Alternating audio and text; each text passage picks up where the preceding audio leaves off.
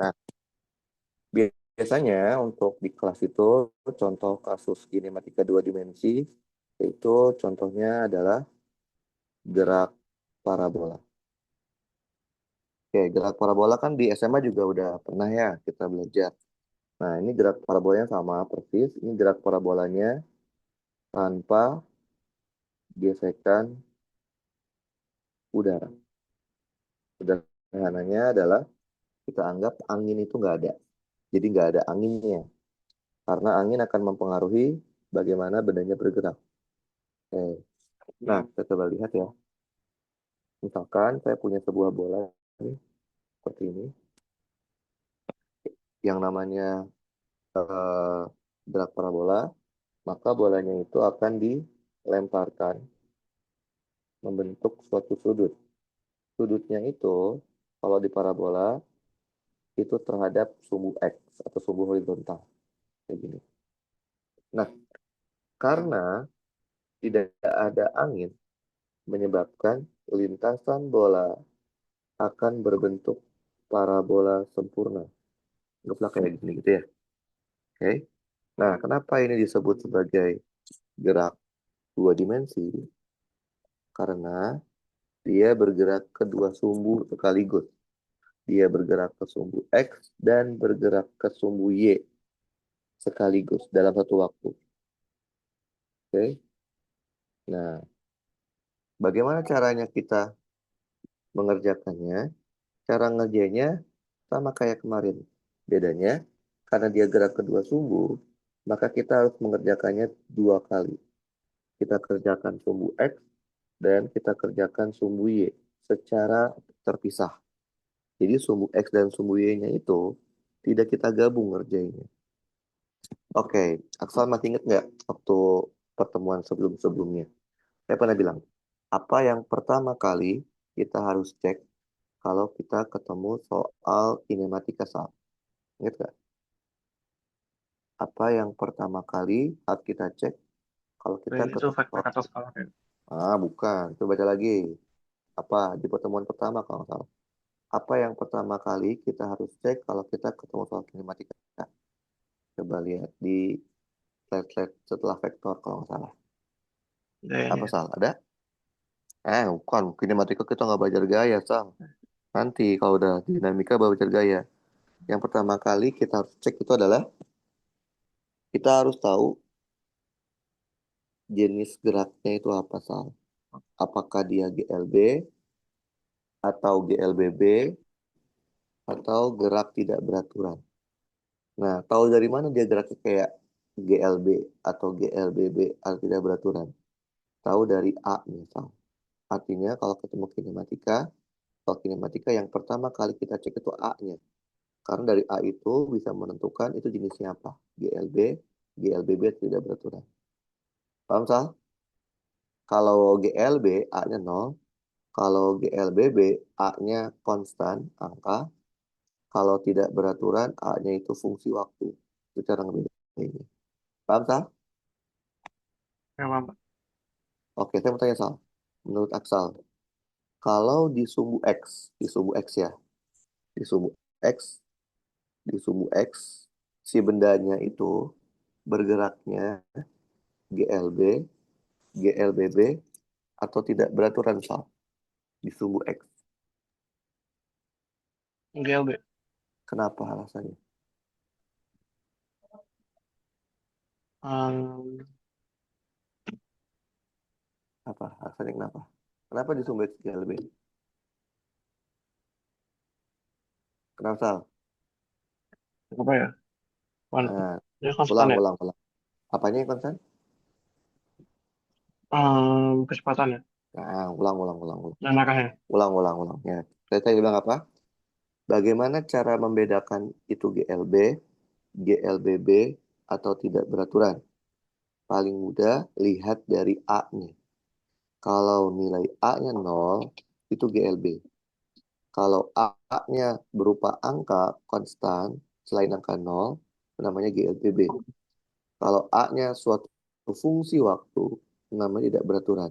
Artinya, Sal, kalau Aksal ditanya, kenapa ini gerakannya GLB? Ya, karena jawabannya, karena A-nya 0. Udah nggak ada jawaban lain. Kenapa ini pertanyaannya? Kenapa ini gerakannya di LBB? Karena A-nya konstan. Kalau Aksal jawabnya udah yang lain, itu berarti Aksal ngarang. Aksal nggak ngerti Ya, maksudnya. Paham, Sal? Jadi ada. sumbu X. Di sumbu X itu GLB, GLBB atau tidak beraturan, Sal? Dia lebih karena dia nol. Karena apanya yang 0? A ya. A-nya 0. Oke, Sal. Tahu dari mana A-nya 0? Tahu dari mana pada kasus parabola tanpa gesekan udara, di sumbu X itu A-nya 0? Tahu dari mana, Sal? Hmm? Sal biasa Karena kasih dia tahu loh, Sal. Karena, awalnya sudah bergerak. ngaca. Sal, kenapa bola kalau kita lempar ke atas, bolanya jatuh lagi ke bawah, Sal?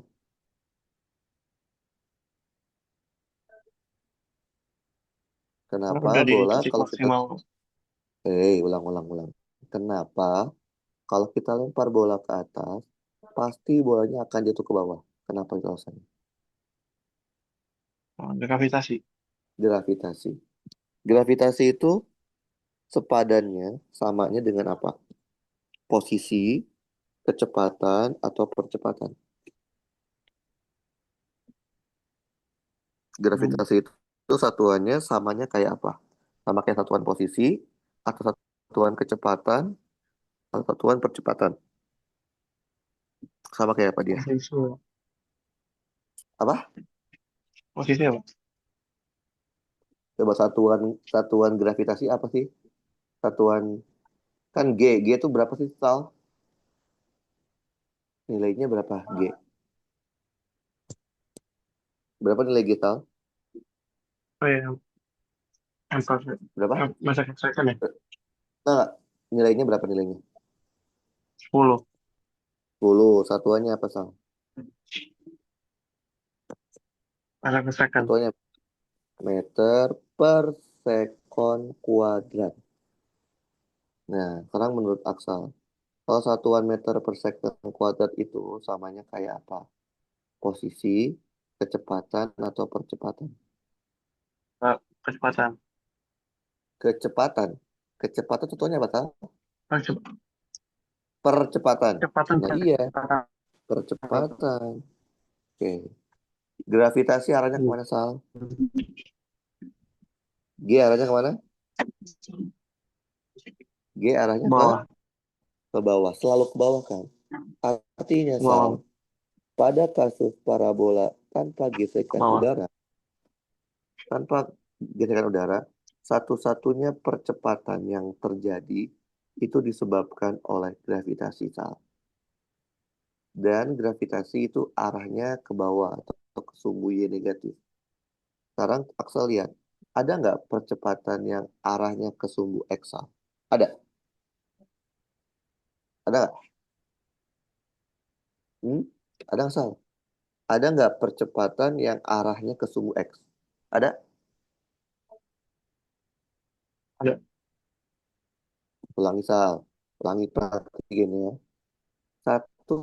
Satu-satunya percepatan pada kasus parabola tanpa gesekan udara itu kan gravitasi. Dan gravitasi itu arahnya ke bawah Ya. atau sumbu Y negatif. Terus saya mau tanya, ada nggak percepatan yang arahnya ke sumbu X atau horizontal, ke kanan atau ke kiri? Ada nggak? Nggak ada. Nggak ada, itu alasannya. Itulah alasan kenapa Akmal bilang sumbu X itu GLB. Karena percepatan arah sumbu X-nya nggak ada. Paham, Sal? Ya. Kalau di sumbu Y, Sal, di sumbu Y, gerak bendanya itu GLB, GLBB, atau tidak beraturan, Sal?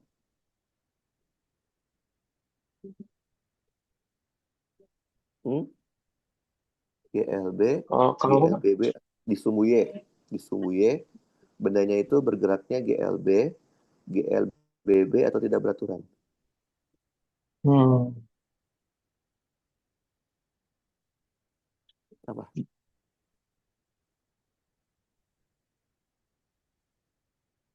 Apa, Sal? Di sumbu Y, si bola itu geraknya seperti apa? Apakah GLB, GLBB, atau tidak beraturan? GLBB, Mas. GLBB. Kenapa GLBB, Sal? Karena Kenapa GLBB? A-nya sudah nol. Karena, ulang lagi, Sal. Satu-satunya alasan Aksal bilang dia GLB itu berarti kalau saya tanya, kenapa GLB? Karena percepatannya nol. Kalau tanya, kenapa ini GLBB? Karena percepatannya konstan, angka. Kenapa ini tidak beraturan? Karena percepatannya fungsi waktu. Itu Baik. jawaban kalau tanya GLB, GLB itu tidak beraturan. Kalau saya mau tanya, di sumbu Y kata Aksal GLBB. Kenapa GLBB, Sal? Karena Karena dia konstan. apanya yang konstan, Sal? Kecepatannya. Nah, karena percepatan arah sumbu Y konstan. Berapa konstannya? Ya, gravitasi. Karena kita udah bilang kan, satu-satunya percepatan yang ada di kasus gerak parabola tanpa gesekan udara, yaitu gravitasi. Dan dia adanya di sumbu Y, dalam lebih tepatnya sumbu Y negatif. Maka AY-nya kita kasih negatif. Paham, Sal? Kalau Paham? Paham? Paham nggak? Paham? paham, paham, paham. Oke. Nah, kan kita udah tahu nih, sumbu X itu GLB, sumbu Y itu GLBB. Saya pernah bilang ke Aksal waktu pertemuan sebelumnya. Kalau kita sudah tahu sumbu eh, kinematikanya itu adalah GLB atau GLBB, sesusah apapun itu soalnya, sesusah apapun, pasti bisa dikerjakan menggunakan 3 rumus SMA kinematika. Yang pertama apa tal rumusnya?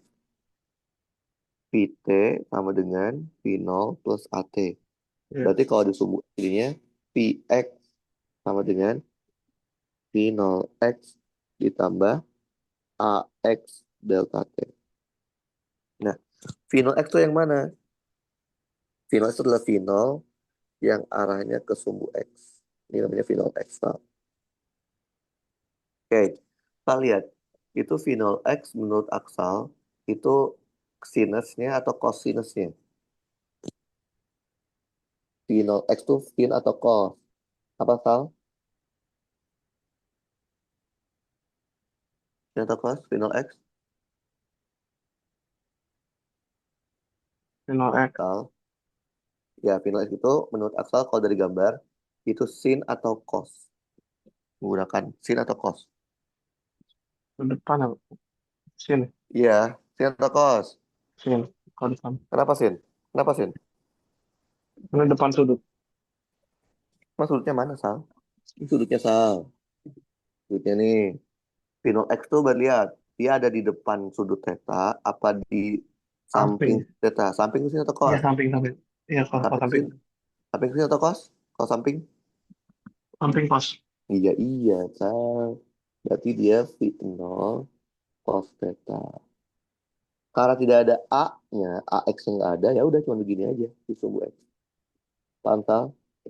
Begitu juga di sumbu Y. Berarti dia PY sama dengan P0Y ditambah AY delta T. Oke. P0Y itu mana? P0 yang arahnya ke sumbu Y. Ini P0Y. Kalau digambar nanti sama aja kayak ini kan. Betul, Sal? Berarti P0Y Ya, itu sin atau cos? P0Y atau cos? sin. Sin. Kenapa sin? Karena di depan sudut theta. Maksudnya. Maka dia adalah P0 sin theta. Tadi AY-nya kan min G ya, Sal. Min G delta T. Ini rumus pertamanya, Sal. Rumus pertama untuk sumbu X dan rumus pertama untuk sumbu Y. Rumus kedua apa, Sal? Masih ingat rumus keduanya?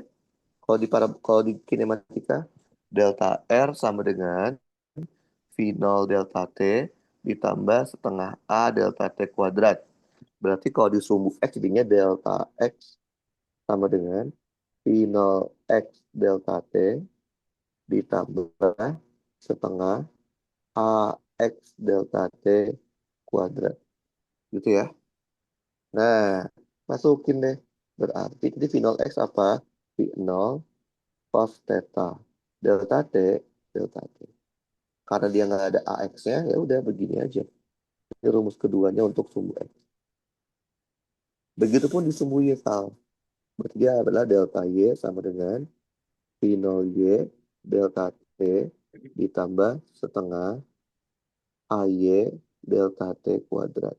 Kalau kita punya delta Y-nya sama dengan, tadi V0Y adalah V0 sin theta delta T. Tadi A-nya minus, maka jadi minus setengah G delta T kuadrat. Ini adalah rumus keduanya di sumbu Y. Oke. Rumus ketiga apa Sal di kinematika? Kalau kita menggabungkan keduanya menjadi VT kuadrat sama dengan V0 kuadrat plus 2A delta R. Kalau di sumbu artinya Vx kuadrat sama dengan V0x kuadrat ditambah 2AX delta X. Oke, berarti kita punya Vx kuadrat. V0x itu berarti V0 cosinus theta. Kalau tidak ada AX-nya, ya udah begini aja. Oke. Nah, begitu juga di sumbu Y, Sal. Berarti jadi apa? VY kuadrat sama dengan V0Y kuadrat ditambah 2AY delta Y. Maka kita akan punya VY kuadrat, tadi V0Y itu adalah V0 sin theta. Tadi AY-nya min G ya. Jadi min 2G delta Y. Oke, udah. Jadi pada dasarnya parabola tanpa gesekan udara itu cukup 3 rumus ini, Sal.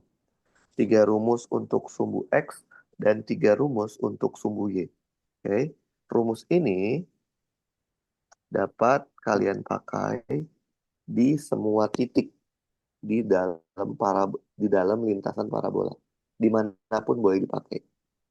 Kalau Aksal ingat di SMA itu ingat sekali pasti di SMA disuruh menghafal bagaimana cara kita mencari puncak dan bagaimana cara kita mencari jangkauan terjauhnya maksimumnya. Nah, perlu nggak itu kita hafal rumusnya? Nggak perlu, Sal.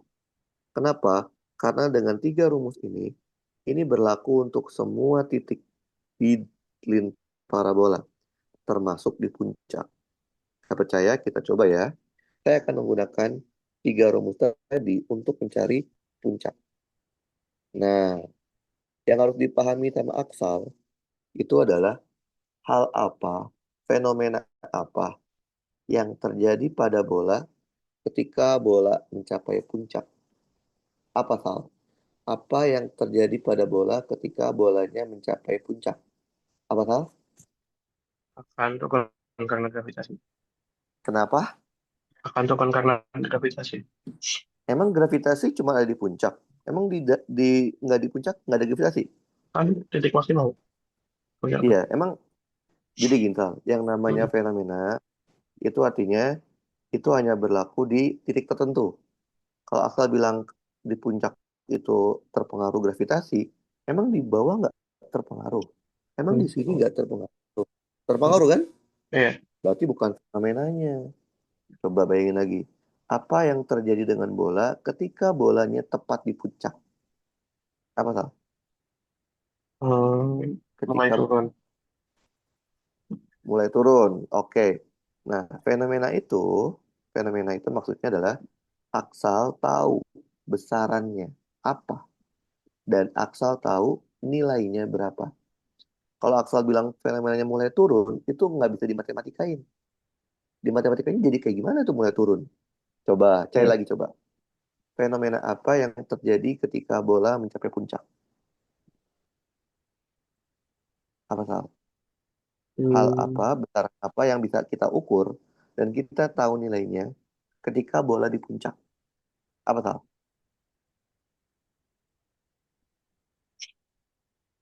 Apa? eh, kecepatannya. Apa? Kecepatannya. Kecepatan atau percepatan? Kecepatan. Kecepatan. Kecepatannya gimana Sal di puncak?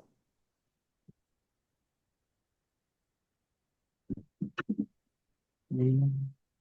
Gimana kecepatannya di puncak, kecepatan bolanya? Gimana Sal? Hmm? Gimana? Kecepatan bola di puncak gimana Sal?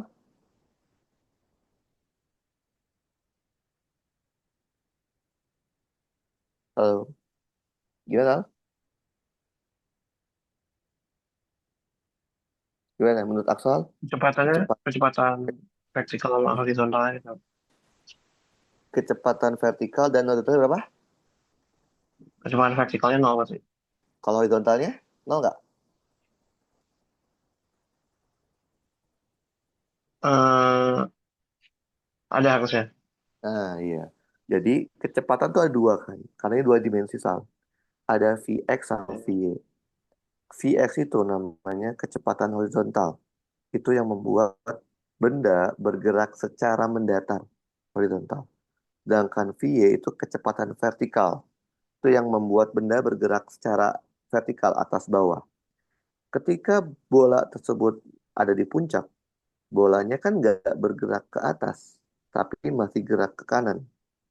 Artinya, Iya. fenomenanya ketika di puncak, itu adalah VY-nya, nilainya nol. Paham, paham, Sal? Apa? Nah, sekarang tinggal cari. Biasanya kalau di puncak itu, Aksal diminta untuk mencari apa? Di puncak apa sih yang cari biasanya? Apa, Selain Sal? kecepatan, Pak. Hah? Apa? Selain kecepatan. Enggak, biasanya kalau kita ketemu soal parabola, pertanyaannya apa sih kalau kita mau tanya di puncak itu apa yang dicari? Apanya? Apa dari bolanya? Tinggi maksimum ya. Apa tinggi maksimum? Berarti Y ya? Iya. Ya, itu sering banget tuh dia nyari. Iya. Berapa tinggi puncaknya?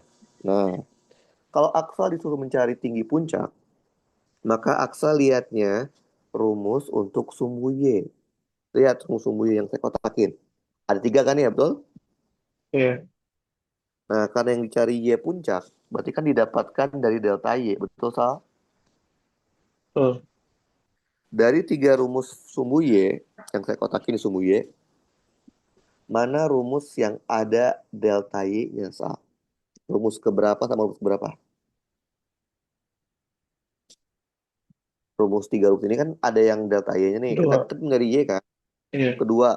Kedua aja. Yang lain nggak ada. Kedua sama Rumus kedua doang yang ada. Sama yang ketiga. ketiga. Hmm. Kedua ada delta Y. Oke. Ketiga juga ada delta Y, Sal. Artinya apa? Secara matematik harusnya tinggi puncak dapat dipakai menggunakan rumus kedua atau rumus ketiga. Itu ya. Karena di rumusnya ada delta Y. Tapi lihat deh, Sal. Rumus kedua, untuk mencari delta Y, kita butuh informasi delta T. Berapa lama untuk mencapai puncak? Kita kan belum tahu ya, Sal. Delta T-nya berapa, udah?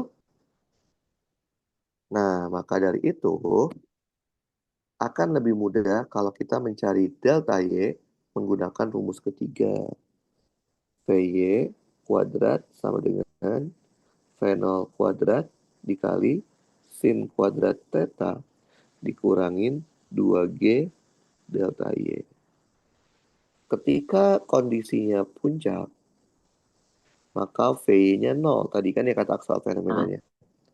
Maka Ya, kita Pak. punya 0 kuadrat dikali sin kuadrat theta minus 2G. Nah, delta Y-nya menjadi delta Y puncak. Kalau kita pindah ruas, kita akan punya delta Y puncak itu adalah V0 kuadrat dikali sin kuadrat theta dibagi 2G. Tadi akal mintanya Y puncak ya, bukan delta Y puncak. Delta Y puncak kita pecah lagi, Sal. Jadi sama aja Y puncak dikurangin Y mula-mula. Jadi kita punya V0 kuadrat sin kuadrat theta dibagi 2G. Karena yang kita mau cari adalah tinggi puncak, berarti Y puncaknya itu adalah Y mula-mula ditambah V0 kuadrat sin kuadrat theta dibagi 2G. Lihat, Sal. Nggak perlu kita hafal, Sal. Untuk mencari tinggi puncak nggak perlu. Kenapa? Karena saya sudah bilang, parabola tanpa gesekan udara, rumusnya cuma tiga. Tiga untuk sumbu X dan tiga untuk sumbu Y. Terus apa lagi biasanya yang dicari kalau di puncak? Yang biasa dicari di puncak itu adalah biasanya waktunya. Berapa delta T untuk mencapai ke puncak? Ya udah, dari tiga rumus yang ada di sumbu Y, mana yang ada delta T-nya, Sal? Rumus keberapa sama rumus berapa? Sal, halo? Yang kedua Dari tiga sama rumus yang kedua sama sama yang yang pertama. pertama, betul? Ya. Artinya, delta T puncak dapat dicari pakai rumus P yang pertama atau pakai rumus yang kedua. Terserah Aksal. Misal, saya pakai rumus yang pertama deh. PY sama dengan V0 sin theta dikurangin G dikali delta T. Ketika kondisinya puncak, puncak itu tadi fenomenanya apa, Sal? PY-nya 0. V0 sin theta dikurangin G delta T-nya adalah delta T puncak. Maka kalau kita pindah ruas, dapatlah berapa delta T untuk mencapai ke puncak, yaitu V0 sin theta dibagi G. Paham, Sal? Ngerti? Ngerti ya? Nah, Oke. Terus biasanya apa lagi yang cari? Jangkauan maksimum. Nah, perlu nggak dihafal rumusnya? Nggak perlu. Sama kayak tadi. Kita bedanya tinggal jangkauan pahami maksimum sama tinggi maksimum apa? jangkauan tuh ini. Berapa jauh dia? Berapa jauh dia terlempar? Paham? Oh, berarti sebut Oh, X-nya. ya, betul. Nah, Oke. perlu nggak dihafal? Nggak perlu, Sal. Aksal perlu tahu itu adalah fenomena apa yang terjadi ketika bola tersebut mencapai titik terjauhnya. Coba lihat, Sal. Di soal ini, apa yang terjadi dengan bola ketika bola tersebut mencapai titik terjauh lintasan atau maksimumnya? Apa yang terjadi fenomenanya? Halo, Sal. Apa yang terjadi Oh, dengan bola ketika bolanya ada di jangkauan maksimum atau titik terjauhnya? Apa, Sal? sudah di bawah. Iya. Jadi buat itu artinya apa kalau dibikin matematika? Eh, sudah sudah nol Hmm? apanya ya? Apa yang nol? Kalau sudah di bawah berarti apa yang nol? Kecepatan gravitasinya. Tal, emang gravitasi berubah-ubah. Emang gravitasi di puncak sama di bawah beda. Eh, posisinya sih. Ini, Posisi itu apa berarti? X apa Y-nya? Y-nya. Nah iya, Y-nya nol. ketika di sini ketinggiannya nol, betul? Nah, Iya. dia kan mulai dari ketinggian nol juga ya. Berarti boleh nggak saya bilang tinggi awalnya juga nol, betul? Berarti ketika kondisi maksimum itu sifatnya kondisional. Artinya tidak selamanya maksimum itu terjadi saat itu. Nah, di sini terjadi saat apa? Saat delta Y-nya, yaitu adalah Y maksimum dikurangi Y mula-mula, nilainya nol. Apakah selalu kondisi maksimum terjadi saat delta Y-nya nol? Tidak, Sal. Bisa saja dia melemparkan dari atas gedung. Seperti ini. Tingginya H. Oke, ini contoh. Gitu ya. Tinggi mula-mulanya H. Tapi tinggi akhirnya nol. Sehingga delta Y-nya min H, bukan nol. Karena nol dikurangin H. Paham ya, Sal? Nah, kalau udah tahu delta Y-nya nol di kasus ini, Kita tadi mau cari apa sih kalau maksimum tuh mau cari jangkauan kan? Jangkauan tuh sumbu X, betul? Maka kita lihatnya rumus Betul. di sumbu. Lihat, dari tiga rumus di sumbu X, mana yang ada delta X-nya?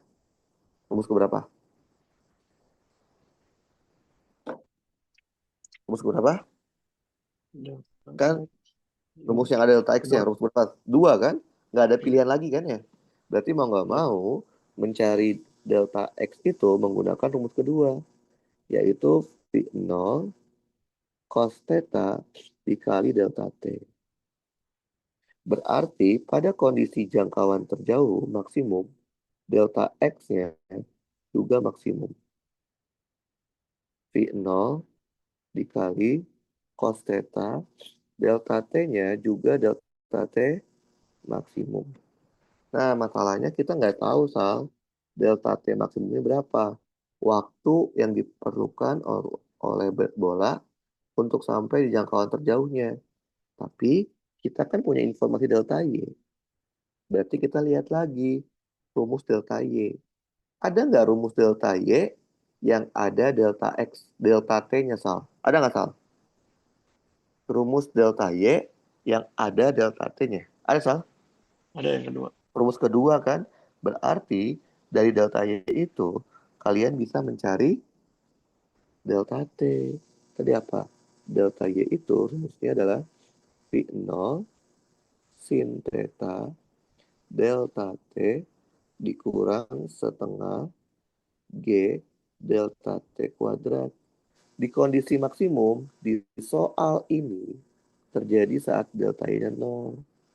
Maka V 0 sin theta delta T-nya delta T max. Kalau udah maksimum, dikurangin setengah G delta T max kuadrat. Maka kita bisa reduksi delta T-nya maxnya hilang satu. Pindah ruasa setengah G dikali delta T max. Nilainya adalah V 0 sin theta. Maka delta T max-nya nilainya adalah 2 V 0 sin theta dibagi G. Apakah selalu, Sal, delta T max itu rumusnya 2 V 0 sin theta per G? Selalu nggak, Nal? Selalu nggak delta T max itu rumusnya V 0, 2 V 0 sin theta per G? Selalu nggak, Sal? Hmm. Selalu nggak? Menurut Kayaknya Aksal? enggak. Enggak. Kenapa enggak? Waktu itu udah bilang, maksimum itu sifatnya kondisional. Nggak selalu delta Y-nya terjadi saat 0. Betul? Oh. Nah, artinya delta T max-nya juga nggak selalu 2 final sin theta per G. Artinya jangan dihafal, misal. Percuma. Akal ini ntar yang keluar beda, percuma. Ya, kita masukin ke delta X-nya. Maka dapatlah delta X max-nya, yaitu V 0 cos theta delta T max-nya masukin. 2 V 0 sin theta dibagi G. Oke? Kalau kita masukin, kita akan punya delta X max-nya menjadi 2 V 0 kuadrat cos theta sin theta dibagi G. Apakah selalu rumus delta X max itu selalu itu, Sal? Selalu nggak? Jawabannya tidak. Hmm. Kenapa? Tidak. Karena tadi kan sudah bilang, pas kondisi maksimum tuh delta Y-nya 0 tuh bukan selalu, tapi kondisional. Artinya nggak selalu delta X max itu 2 V 0 kuadrat sin cos dibagi G. Oke. Kalau Aksal masih ingat pelajaran trigonometri, 2 sin theta dikali cos theta itu nilainya adalah sinus 2 theta. Sehingga kalau kita sederhanakan, delta X max-nya itu adalah V 0 kuadrat sinus 2 theta dibagi G. Jangan dihafal ya. Kenapa? Karena belum tentu delta X max-nya itu ini. Kalau di soal, karena kita harus perhatikan kondisinya apa. Bisa aja delta Y-nya nggak nol, delta Y-nya H atau min. Paham, Sal? Ngerti? Ya, Pak. Oke. Nah, Aksal dikasih soal kan sama Pak Enjang Ya, Pak. yang tutorial. Ya. Oke, jadiin PR nggak? Ada beberapa. Nomor berapa aja? Nah, saya membahas satu. Nomor 8, 9, 10 yang PR yang mana, Sal? 8, 9, sama 10 yang jadiin PR sama Pak Enjang yang mana? Yang, ya, Pak. Coba lihat. Apa tiga-tiganya? Apa nggak ada?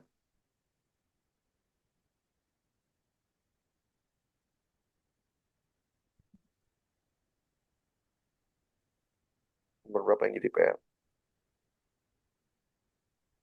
Yang, oh, yang 8. 8. Oke, kita coba ini 8 ya.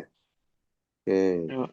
Jadi 8, 9, 10 itu adalah materi apa namanya gerak parabola, Sal. Biasanya satu di DPR, tapi kalau tiga-tiga juga bisa. Oke, coba dibaca dulu, Sal. Ada seorang pemain menendang bola dengan sudut elevasi 40 derajat. Kecepatan awalnya 20 meter. Oke. Hitung waktu total bola selama di udara. Delta T selama di udara. Itu delta T maksimum. Betul ya? Jarak horizontal maksimum. Delta X maksimum. Betul ya? Betul, Sal? Oke. Kalau kita bikin gambar, kan kira-kira gambarnya gini ya. Kalau kita menendang bola kan berarti kan dari tanah ya gitu ya. Betul? Dari tanah kayak gini. Oke, sama aksal bolanya itu ditendang. Ditendangnya membentuk suatu sudut seperti ini. Ini 45 derajat. Menyebabkan bolanya akan membentuk lintasan parabola. Oke. Nah, ber- berarti kita udah tahu kalau V0-nya itu adalah 20 meter per second dengan sudut theta elevasinya 45 derajat. Sekarang dia minta apa? Ketika bola itu mencapai titik terjauh maksimum, berapa delta T maksimumnya? Gitu ya, Sal? Yang A, dan berapa delta X maksimumnya? Itu yang B. Oke, kayak tadi, Sal, itu nggak perlu dihafal. Yang perlu diingat adalah fenomenanya apa.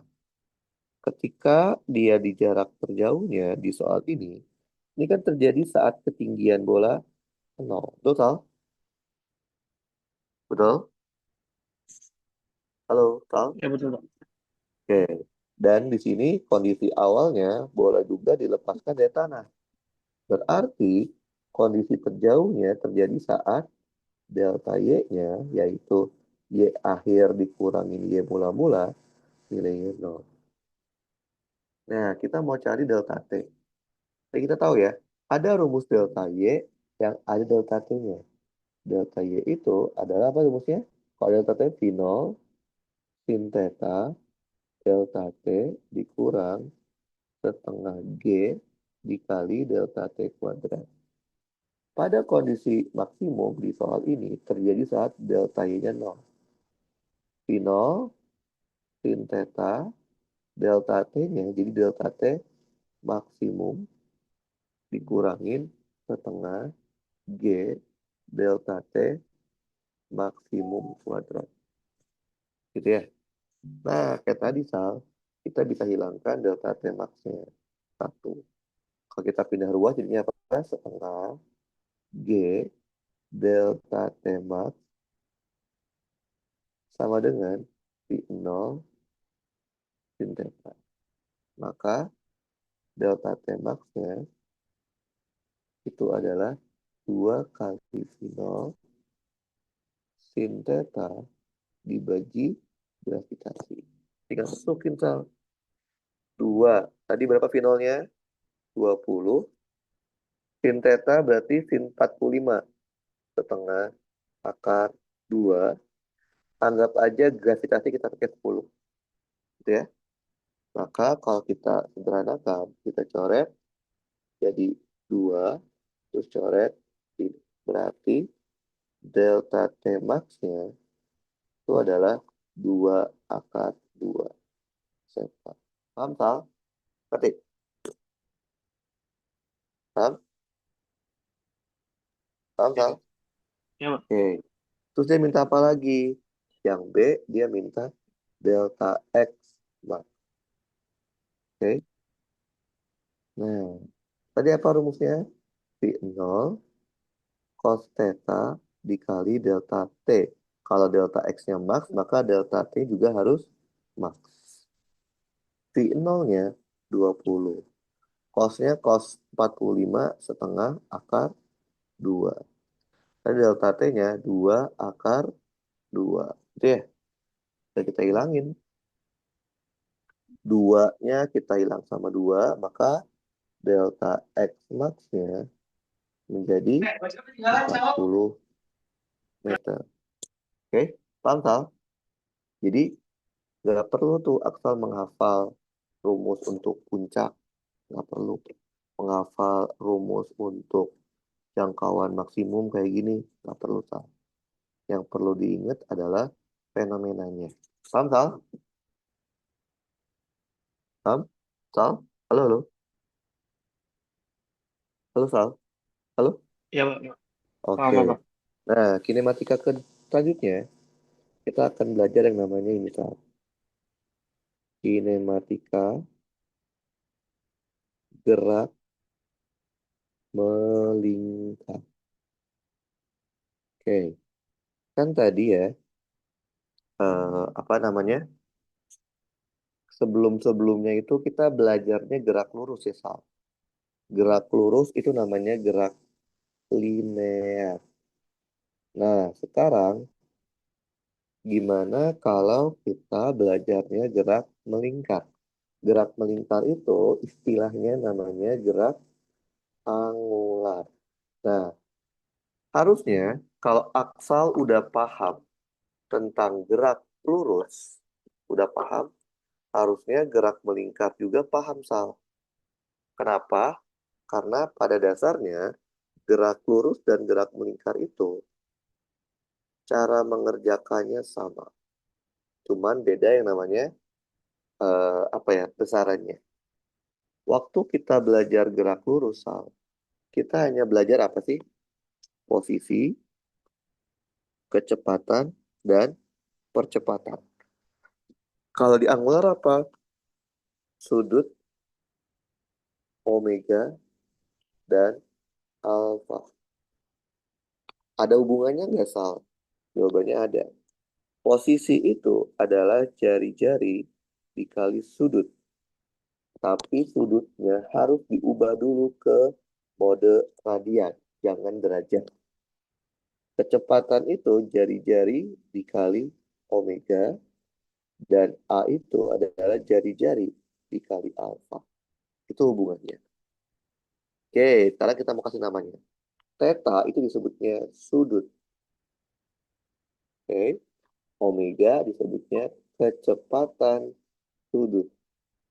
Atau nama lainnya kecepatan angular. Alfa disebutnya percepatan sudut. Nama lainnya percepatan angular. Kalau V disebutnya apa? Kecepatan. Karena dia gerak lurus, kecepatan linear. Nama lain kecepatan linear itu adalah kecepatan tangensial. Kenapa? Karena arah dari V pada kasus gerak melingkar, arahnya selalu menyinggung lingkaran. Menyinggungkan itu gradien kan. Gradien itu sama aja arah tangensial. A disebutnya percepatan linear, nama lainnya percepatan tangensial. Oke. Nah, kan kita lihat. Kita perhatikan, waktu kita belajar gerak linear, asal saya kasih tahu, gerak lurus secara umum dapat dibedakan menjadi tiga. Yang pertama, GLB, ciri utamanya percepatannya 0. Yang kedua, itu adalah GLBB, ciri utamanya percepatannya konstan. Konstan itu artinya angka, selain angka 0. Yang ketiga, namanya gerak lurus tidak beraturan. Ciri utamanya A-nya merupakan suatu fungsi waktu. Sama asal digerak melingkar secara umum juga ada tiga.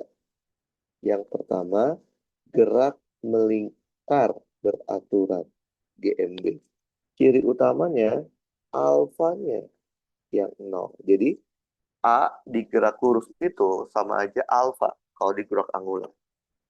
Yang kedua namanya adalah GMBB. Ciri utamanya alfanya merupakan suatu konstanta, suatu angka selain angka 0. Yang ketiga adalah gerak melingkar tidak beraturan. Ciri utamanya adalah alfanya merupakan fungsi dari T. Oke, sama kan ya? Cuman dibedain konversinya aja. Oke, nah waktu kita belajar gerak lurus juga pernah saya terangkan. Apabila kasusnya itu adalah GLB atau GLBB. Tahu dari mana dia GLB atau GLBB? Tahu dari A-nya. GLB itu A-nya 0, GLBB itu A-nya suatu konstanta angka. Kalau kasusnya GLB atau GLBB, sesusah apapun itu, pasti bisa diselesaikan menggunakan tiga rumus. Vt sama dengan V0 plus A delta T. Yang kedua, delta R sama dengan V0 delta T ditambah setengah A delta T kuadrat.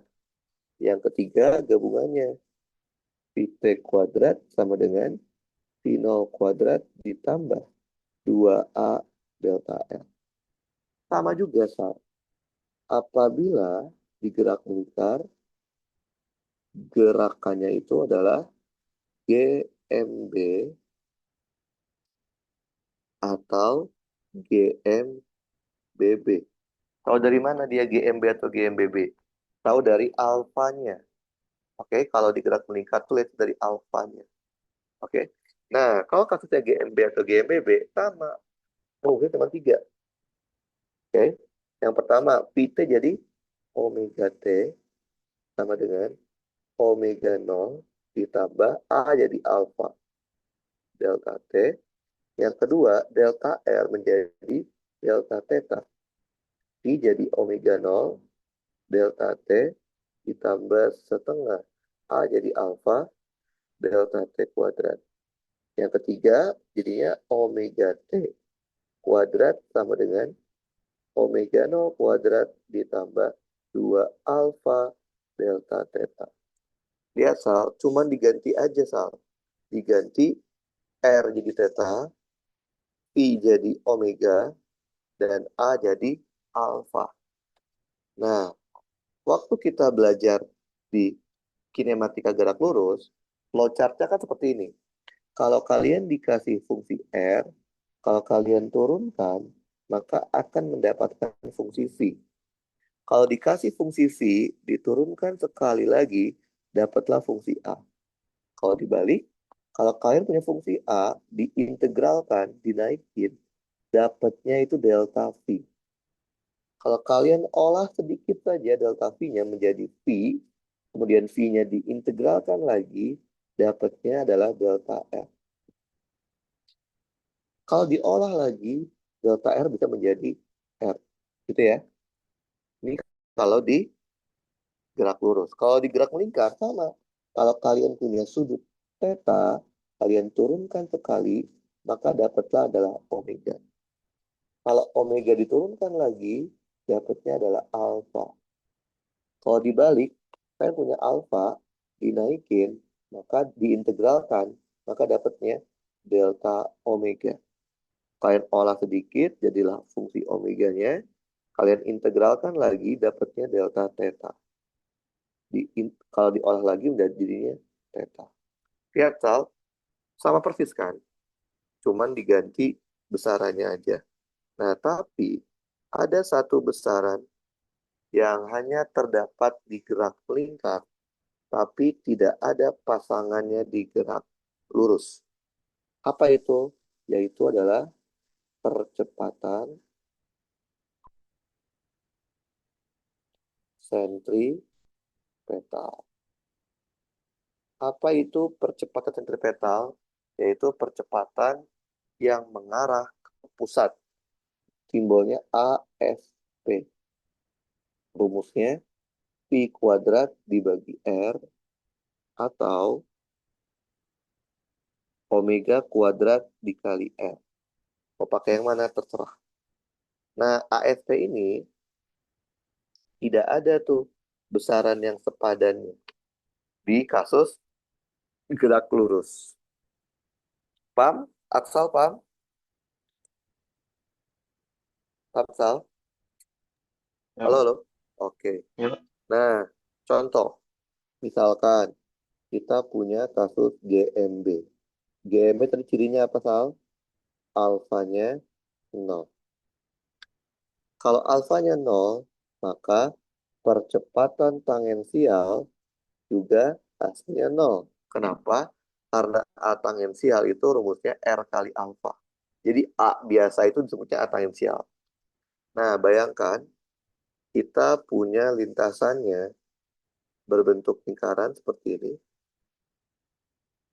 Oke, kita bikin dulu itunya, sumbu positif, apa sumbu pusatnya.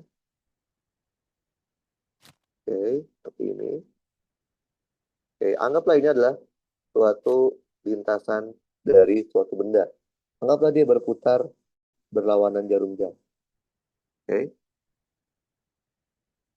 ini arah putarnya. Di sini ada suatu benda sedang bergerak dengan lintasan yang bentuknya lingkaran. Kalau benda itu bergerak dengan lintasan lingkaran, pasti kecepatannya itu arahnya akan menyinggung lingkaran. Makanya disebutnya V tangensial, V singgung. Jadi ini adalah arah dari V tangensial. Oke, setiap benda bergerak melingkar, pasti selalu saja ada percepatan yang mengarah ke pusat lingkaran. Itulah yang disebut sebagai percepatan sentripetal. Lihat, arah dari V tangensial dan sentripetal AXP selalu membentuk sudut 90 derajat. Nah, maka dari bentar.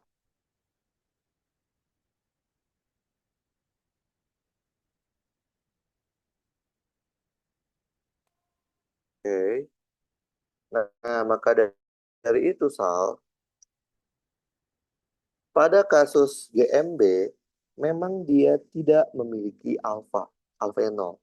Tapi dia memiliki percepatan total yang tidak lain adalah percepatan sentripetal. Jadi pada kasus GMB, percepatannya itu adalah percepatan sentripetal. Nah, sekarang gimana kalau kasusnya GMBB? Tadi GMBB ciri utamanya adalah alfanya merupakan suatu konstanta. Apa itu konstan? Angka. Kalau alfanya berupa angka, maka percepatan tangensialnya juga ada, yaitu apa? R dikali alfa. Coba lihat, anggaplah kita punya lintasan berbentuk lingkaran seperti ini. Oke.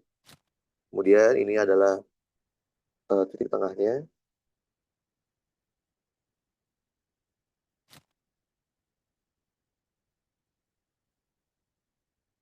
Oke, anggaplah partikelnya itu bergeraknya counterclockwise kayak tadi.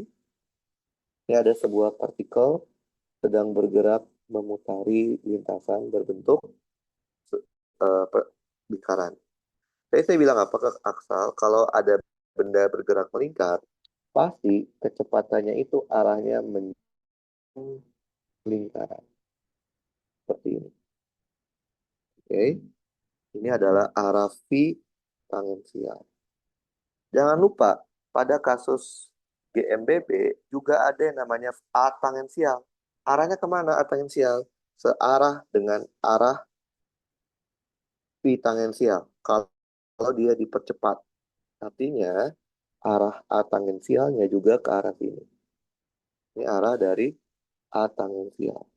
Jangan lupa juga, kalau setiap benda bergerak melingkar, pasti akan selalu saja ada yang namanya percepatan yang mengarah ke pusat. Itu yang disebut sebagai percepatan sentripetal. Perhatikan, pada kasus GMBB terdapat dua percepatan, yaitu percepatan tangensial dan percepatan sentripetal, di mana keduanya itu membentuk sudut 90 derajat. Terus gimana dong cara kita menghitung A-nya?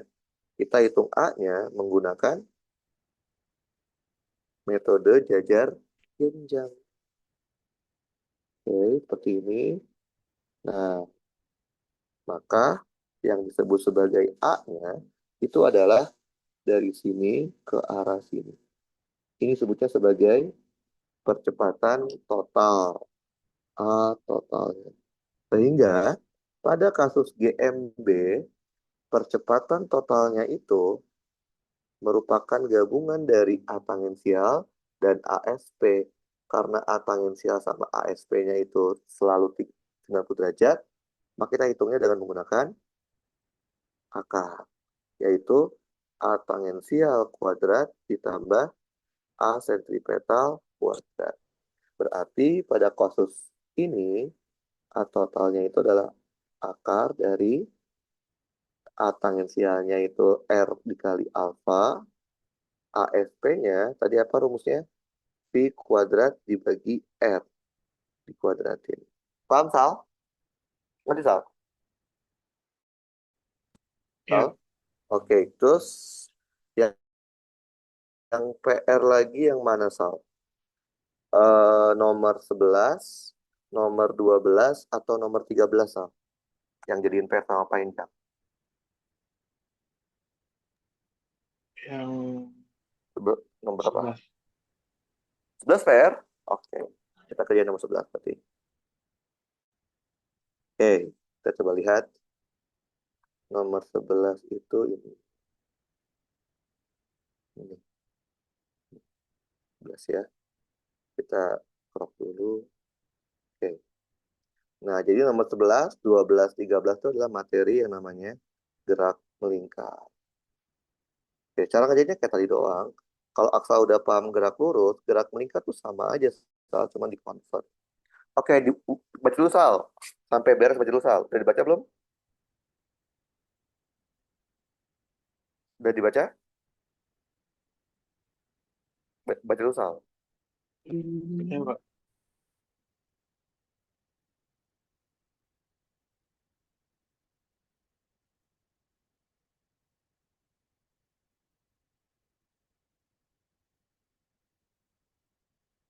Udah?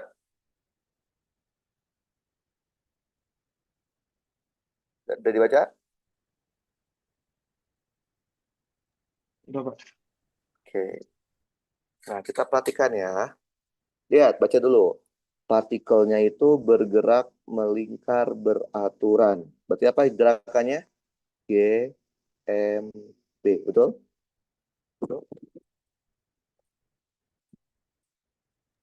Tuh. Berarti GMB ya, Sal ya? Jadi GMB ciri-cirinya apa, Sal? Alfanya 0. Oke. Dia bilang bergeraknya searah jarum jam. Berarti muternya gini ya. Muternya. Di bidangnya bidang XY. Pada posisi tertentu, koordinat partikel ada di 4,4 dengan kecepatan, ini pasti V tangensial, dan percepatannya, ingat kata dia saya bilang apa?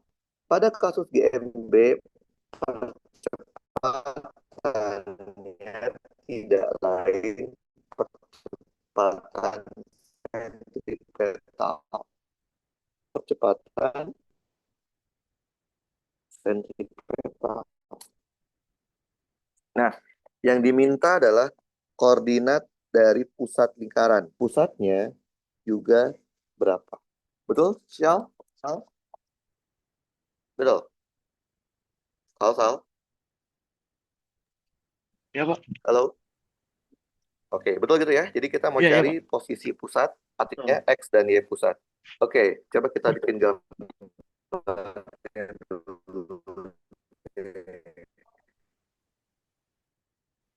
Maaf, Pak, agak kesat-kesat ini sinyal saya pas jawab Bapak ya.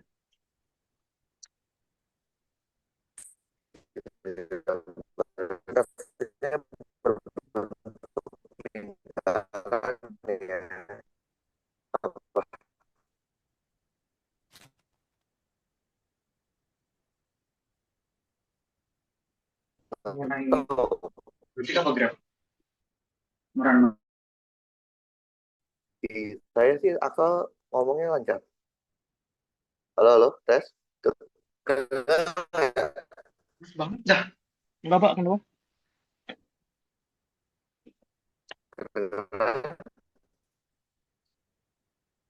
Maaf, kurang jelas, Pak.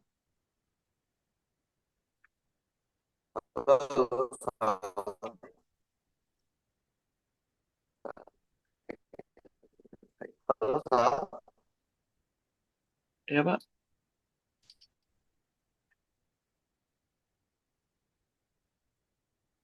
halo. Halo, Pak. Ya udah jelas. Halo, halo. Iya, Pak.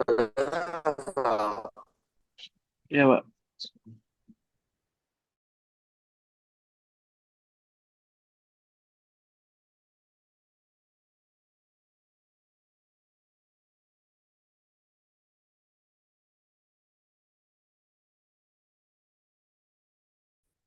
Ya udah, Pak.